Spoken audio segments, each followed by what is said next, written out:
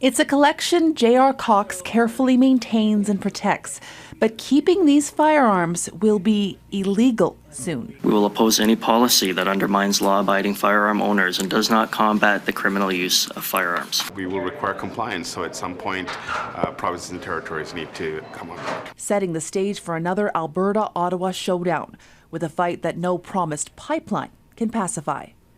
Instruct all provincial entities, including our municipalities and law enforcement agencies, to refuse to enforce or prosecute under the federal gun seizure program.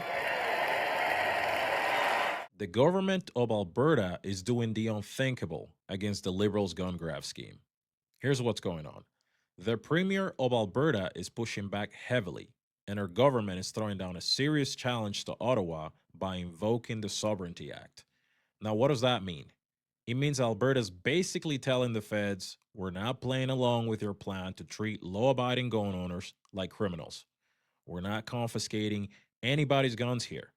They're standing up for the right of Albertans to keep their legally owned firearms and handle things on their own terms. Let's get into the video. Same thing for law-abiding gun owners. They bought their guns legally in good faith.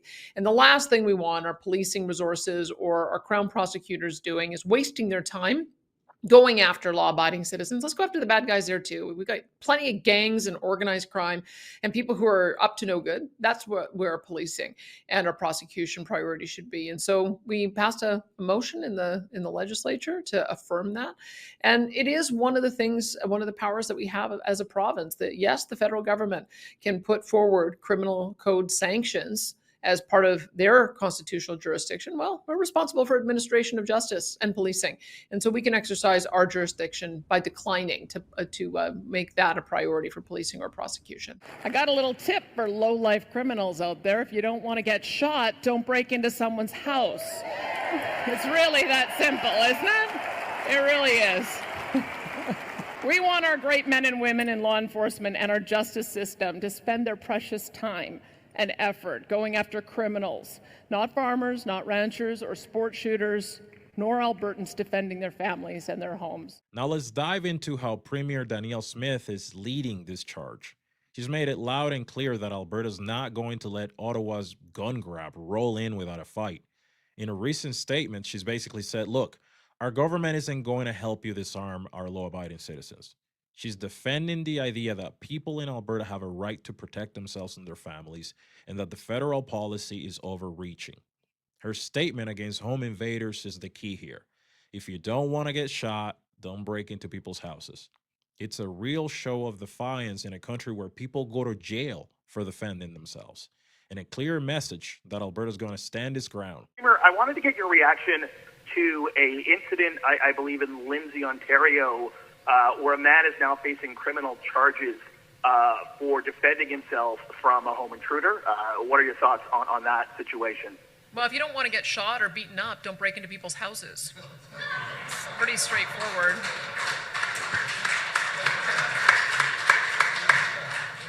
We had a similar incident in Alberta where somebody defended themselves, and they determined that there was not a reasonable likelihood of conviction, because we do expect that people are going to use a reasonable use of force to defend themselves and their families, and I support that.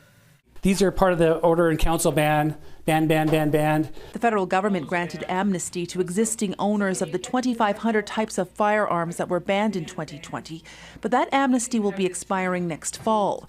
To compensate, Ottawa is offering to buy those guns back before they're ultimately seized. But we will oppose any policy that undermines law-abiding firearm owners and does not combat the criminal use of firearms. Using its Sovereignty Act, the Alberta government says it will direct all provincial entities, including municipal police forces, not to implement the federal gun seizure program.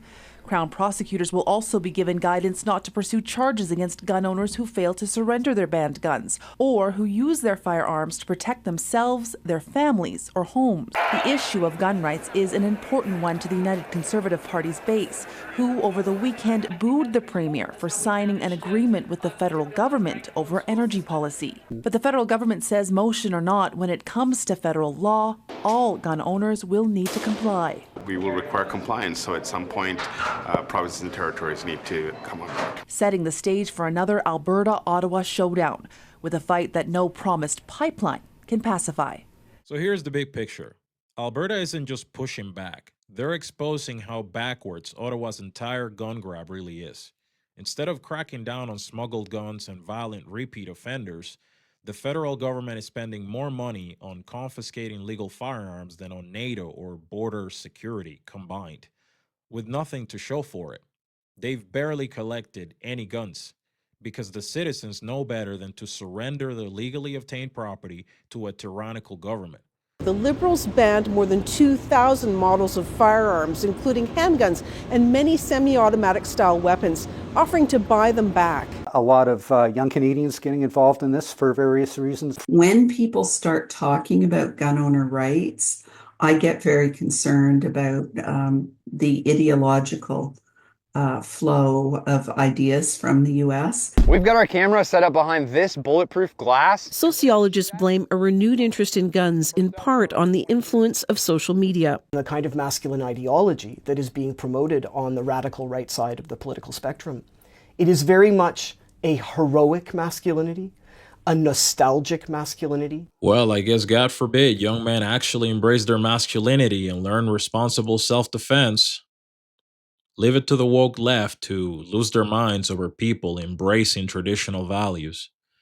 The government-paid media and anti-gun talking heads are crying foul over Canadians legally owning firearms. Just because they're black and they look kind of like each other doesn't make them all bad. When the RCMP put out this opinion piece saying that they believe that the R9 is a prohibited firearm, it has the impact of law.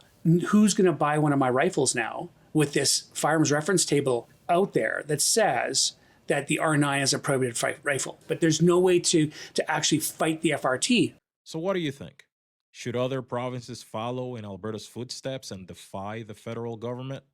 If you found this video informative, hit the like and subscribe buttons so you never miss an update. Thank you and see you in the next one. Thank you for watching.